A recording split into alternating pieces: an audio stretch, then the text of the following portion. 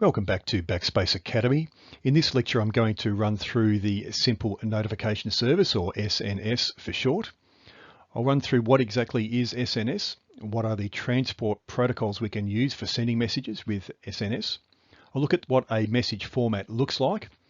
I'll look at the mobile push notification service, which allows us to send messages via a push notification to mobile devices. I'll look at the setup for Amazon devices such as Kindle Fire. I'll look at the setup for Apple devices and for Google devices for mobile push notifications. Amazon SNS, it's a messaging service that enables the sending of messages up to 256K to subscribing endpoints or clients. The topic name for an SNS topic is unique, and it describes the endpoint for publishers to post messages to. Subscribers subscribe to a topic name, and then the subscriber access to topics is determined through an SNS policy. So on that diagram there, we can see that a publisher can publish to an SNS topic, whatever that message may be, and they can do that through the console, through one of the software development kits, or through the command line interface. And that SNS topic will then distribute it to a HTTP endpoint or an email, or it will go to an SQSQ or AWS Lambda function. It can go to an SMS to a phone number, and it can also go to as a mobile push notification to a mobile device. The transport protocols available for Amazon SNS messages are HTTP or HTTPS. So subscribers can specify a URL as part of their subscription registration, and then those notifications from SNS that they have subscribed to will be delivered via a HTTP post call to the specified URL. The next one is email or email JSON.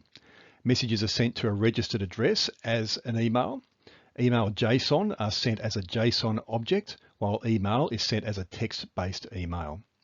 SQS users can specify an SQS standard queue as the input.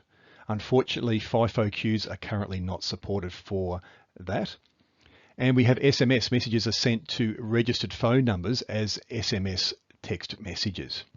And that service is not available in every country, of course, because not all of those phone numbers will be available across the whole entire globe. The message format for the transport of messages. With email, the transport only contains the payload or the message body, but for the others, which includes HTTP, HTTPS, email JSON, and SQS transport protocols, it includes the message ID, which is a universally unique identifier that is unique for each notification that gets published. It'll have a timestamp. It'll have the topic ARN, which is a topic to which the message was published to, the SNS topic. It'll have the type, and it'll have an unsubscribe URL, which is a link to an unsubscribe endpoint to prevent receiving any further notifications. It'll of course have the message or the payload of the body, and it'll have a subject field if one was included. It is an optional parameter. And it'll have a signature, which is a base 64 encoded SHA-1 with RSA signature. And that is of the message ID, the subject, if it's present, the type, timestamp, and topic values. And signature version, which will be the version of the Amazon SNS signature that was used. SNS mobile push notifications allow the SNS service to deliver messages directly to mobile devices as a mobile push notification. So the high level steps around it, and you really need to know just the high level steps around this. For an associate level certification, you're not going to need to be very much an expert in this area. So the first step is to request credentials from the mobile platform, and then request a token from the mobile platforms. So with ADM or the Amazon or Google, you get a registration ID, and from Apple you will get a device token.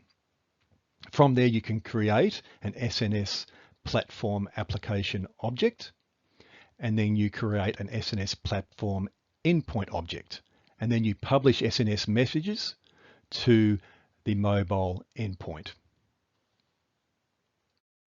The Amazon device messaging steps: first you need to create a Kindle Fire app with the ADM service enabled.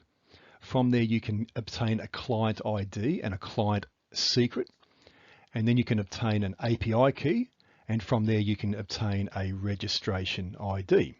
So once you have that registration ID, you can then use that with the mobile push notification service to enable push notifications to ADM, and that will send messages through to the ADM server, and those messages will then be forwarded on to subscribing ADM clients. The Apple push notification service steps are a little bit more complicated. First, you need to create an iOS app. You then need to obtain an APNS SSL certificate. You then need to obtain the app private key, and then you need to verify the certificate and the app private key. And from there you can obtain a device token, and from there you use that again with the SNS mobile push notification, which will then allow SNS to send messages through to the APNS service and then on to subscribing mobile devices. For Google Cloud Messaging for Android, you first create a Google API project and then enable the GCM service, and then you obtain a server API key and then obtain a registration ID from GCM, which you then again use with SNS mobile push notification to forward messages through to Google Cloud Messaging and then on to subscribing mobile devices. So that is it for SNS, or Simple Notification Service. I'll look forward to seeing you in future lessons.